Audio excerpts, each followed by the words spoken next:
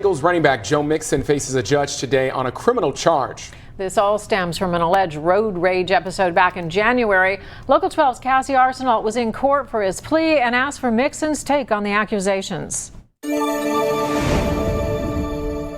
In January, Mixon was accused of pointing a gun at a woman and saying, quote, "You should be popped in the face. I should shoot you." Back then, his agent said the charges would be dropped, but here we are. Those charges were refiled on account of new evidence, and today Mixon pleaded not guilty and was released on $10,000 bond.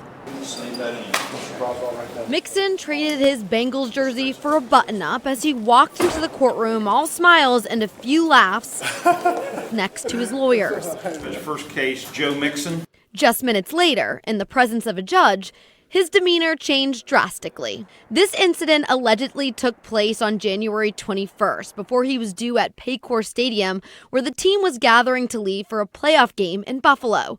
Police initially filed the aggravated menacing charge February 2nd, but dismissed it the next day because the investigator in charge failed to review this case with his supervisor. They refiled the charge this month, citing new evidence. Aggravated menacing in the first degree is the most serious level of a misdemeanor. Mixon could get up to 6 months in jail or a fine of up to $1,000. I tried to give him a chance to set the record straight on these accusations.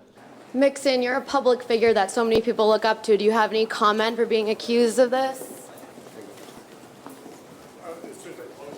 In a statement, the Bengals said that they're aware of this misdemeanor charge, but they're not commenting any further. In downtown, I'm Cassie Arsenault, Local 12 News.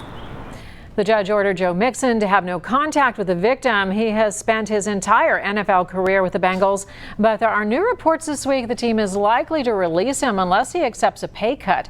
This isn't his first legal trouble. You may remember this disturbing surveillance video from 2014 when he was at the University of Oklahoma. Mixon was suspended from the team for a year after punching a female student in the face at a restaurant, breaking 4 bones in her face. He was arrested before his freshman season with the Sooners began. He entered what's called an Alford plea in the case. That's when a defendant does not admit guilt but acknowledges there's enough evidence for a conviction. The judge gave him a deferred sentence and ordered him to perform community service and undergo counseling. A local